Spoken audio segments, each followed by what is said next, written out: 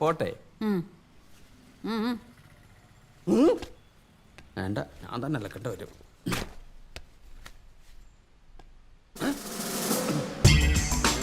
ആരവിടെ? പെട്ടെന്ന് വണ്ടി എടുക്കേ. സ്റ്റേഷൻ. എന്റെ കൈകൾ ധരിക്കുന്നു. അഗ്നിപർവതം പുകഞ്ഞു ഭൂചക്രവാളങ്ങൾ. യശോദേ, അയ്യന്റെ കോട്ട് ആകെപ്പാടുള്ളൊരു കോട്ട. കോടതി കേറാത്തവനെ ഈ കോട്ടെന്തിരാ? നിങ്ങൾ പോണ പണിക്ക് പ്രത്യേകിച്ച് ഡ്രസ് കോഡൊന്നും ഇല്ലല്ലോ.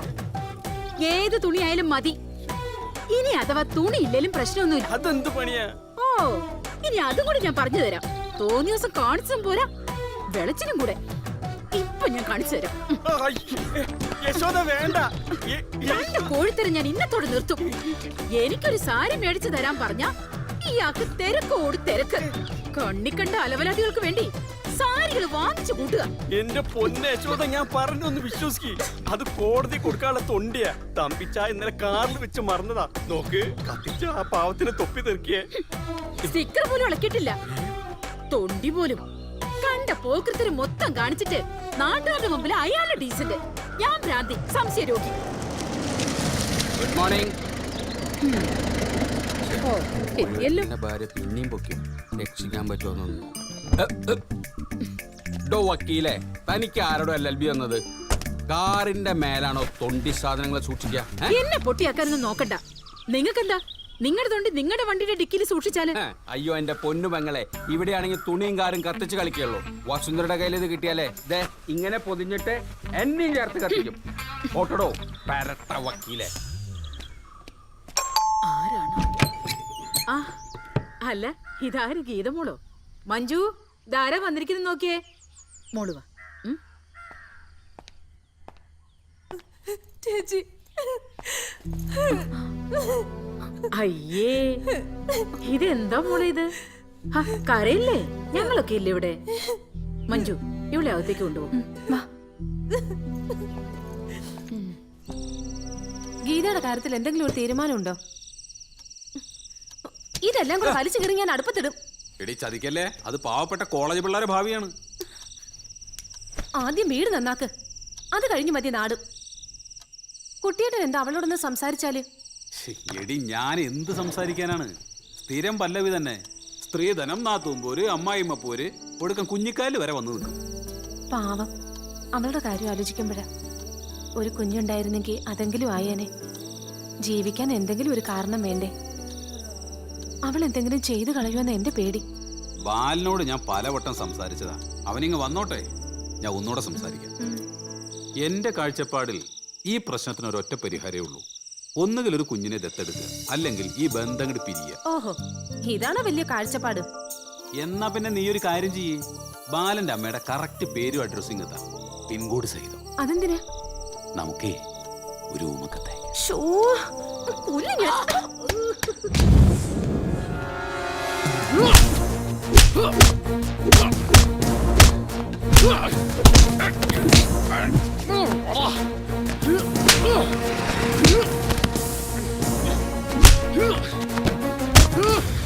ഈ അണലി സേവിയർ പണം കൊടുക്കുന്നതിന് മുമ്പ് വാങ്ങാനാടാ പഠിച്ചത്. മുതല് കാശില്ലേലും പലിശ കൃത്യമായിട്ട് തരണമെന്ന് പറഞ്ഞല്ലോടാ കഴിവേറി ചെറ്റേ.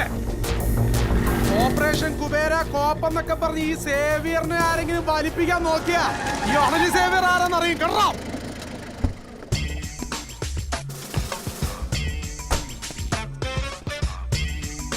അണലി സേവിയർ എന്താടാ കുറച്ച് കളഞ്ഞത്? രാജവെമ്പാലയും കരിമൂർക്കനൊക്കെ ഉള്ളപ്പോൾ വൈ ദിസ് കുഞ്ഞൻ അണലി? വിഷം കുറച്ചുകൂടി കൂട്ടായിരുന്നില്ലടാ. ഒറ്റക്കൊത്തിന് ചത്ത അതിനൊരു ത്രില്ലില്ല സാറേ. ഇഞ്ചിഞ്ചായി ചാവണം, രക്തം വാർന്നു വാർന്നു. അയ്യടാ പാമ്പേ, കൊല്ലാനെന്തിനാനൊക്കെ നീ ആരടാ? സ്കൂളിൽ ചേർത്ത പേരിന്റെ കൂടെ ഒരു വിഷപ്പാമ്പിന്റെ പേര് കൂടി ചേർത്ത നീയൊക്കെ വലിയ ഗുണ്ടയാവോടാ? പീക്കിരി പിള്ളേരുടെ അടുത്തല്ല നിന്റെ ഊറ്റം കാണിക്കേണ്ടത്. ചുണയുണ്ടെങ്കിൽ നീ എന്നെ തല്ലടാ, തല്ലി തൂപ്പിക്കടാ. എടഞ്ഞ കൊമ്പന്റെ കണ്ണിൽ തോട്ടിക്കേറ്റി കളിക്കല്ലേ സാറേ. അയ്യടാ, നീ മോഹൻലാലിനെ പഠിക്കുന്നോടാ.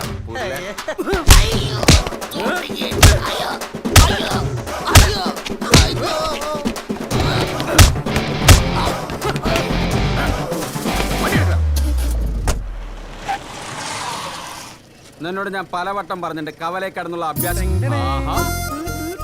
നീ ഇത് എവിടെ പാത്ത് വെച്ചിരിക്കുന്നു? അതൊക്കെ ഉണ്ട്. വാടാ ഇറങ്ങടാ ഒഴിക്കടാ ഫുൾ സെറ്റപ്പ് റെഡി. പെട്ടെന്ന് രണ്ടെണ്ണം ഒഴിക്കേ. ഒന്ന് ചുമ്മാ ഇരിയണ്ണ. ഡ്യൂട്ടി സമയത്ത് പോലീസ് എനിക്ക് പുല്ല. പക്ഷെ വസുന്ധര ചേച്ചിയോ സിസിലിയോ വല്ല ഈ വഴിക്ക് വന്നാ എന്റെ സഞ്ജയനവും 16 അടിയന്തരവും കൂടെ ഒറ്റ ദിവസം കൂടെ പാക്കേജ് ആയിട്ട് നടത്തിക്കളയും. എന്നെ പിന്നെ യൂണിഫോമിലായതുകൊണ്ട് തോടാറെന്ന് അറയ്ക്കും. നിങ്ങളുടെ കാര്യം ആലോചിച്ച് ചില ദിവസങ്ങളിൽ ഞാൻ തരിച്ചിരിക്കാറുണ്ട്. ലൈസൻസ് ഉള്ളൊരു തോക്കുണ്ട്, തോക്കിനകത്ത് ഉണ്ടയുണ്ട്, പക്ഷെ വെടിവെക്കാൻ അറിയില്ലോ. ഓടാ പുല്ല അവിടുന്ന്. ആണുങ്ങളായ വാക്കിന് വില വേണം. നീ അവളുടെ കയ്യും കാലും ഒടിച്ച് കയ്യിൽ തരാന്ന് പറഞ്ഞിട്ട് മാസം 8 ആയി.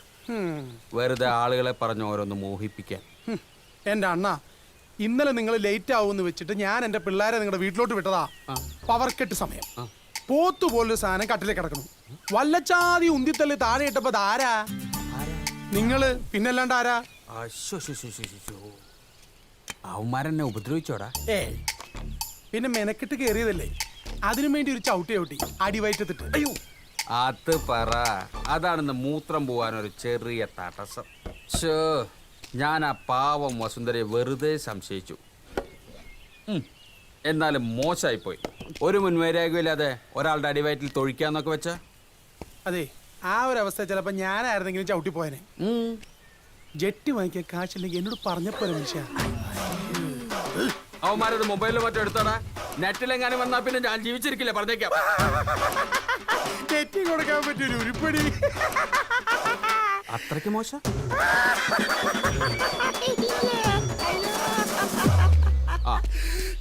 സാർ, അത് ഈ പാർട്ടിക്കാർ വഷളാക്കിയതാ സാർ.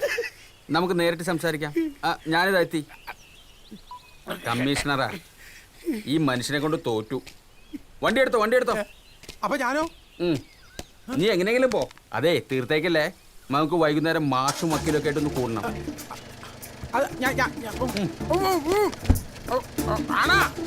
അതൊക്കെ നീ വൈകുന്നേരം നമ്മൾ കാണുമ്പോ പറയാം.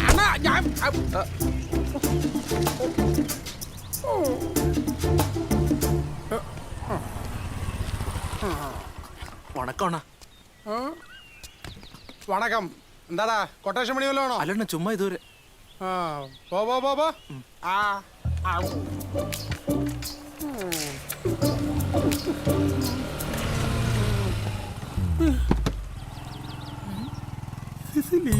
തന്റെ അടുത്ത് വീട്ടിലിരുന്ന് പഠിക്കാനല്ലേ ഞാൻ പറഞ്ഞത്? ഞാനെല്ലാം പഠിച്ചു സിസിലി.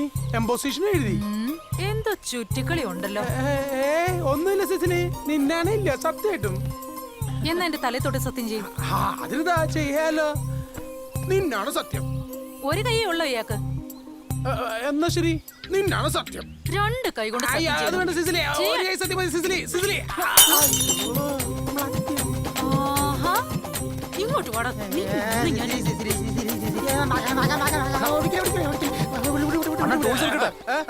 വേണ്ട, ഇത് എന്റെ വൈഫാ.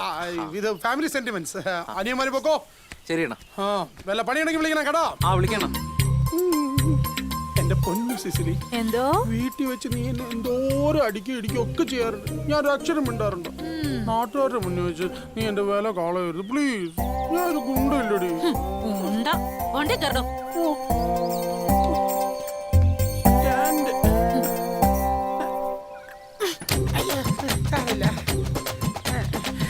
ഞാൻ പിടിച്ചിരിക്കും കേട്ടോ.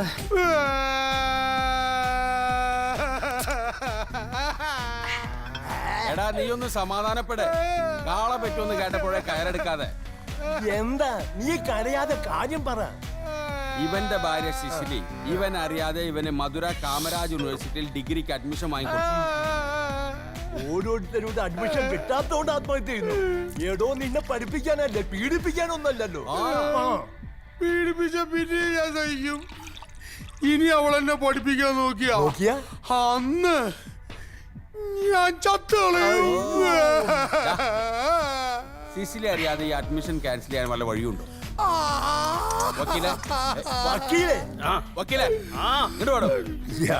താൻ ആരോടെ എപ്പോഴും ഈ ഫോണിൽ ചൊല്ലിക്കൊണ്ടിരിക്കുന്നത്? എന്റെ സ്വന്തം ഭാര്യ യശോദ. ഈ വാട്സപ്പ് മെസ്സേജ് കണ്ടുപിടിച്ച ആരാണാവോ? വേറെ ആർക്കും എപ്പോ വരും? ഇത് മാത്രമേ ഒക്കെ ചോദിക്കാനുള്ളൂ.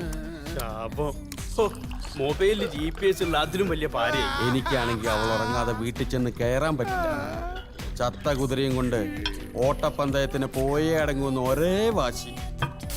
എന്നെ കിടത്തി ഉറക്കൂല. അവിടെ ഒരുത്തിക്ക് ഇപ്പൊ എന്നെ തീരെ പിടിക്കുന്നില്ല. ഗ്ലാമർ പോരാ പോലും.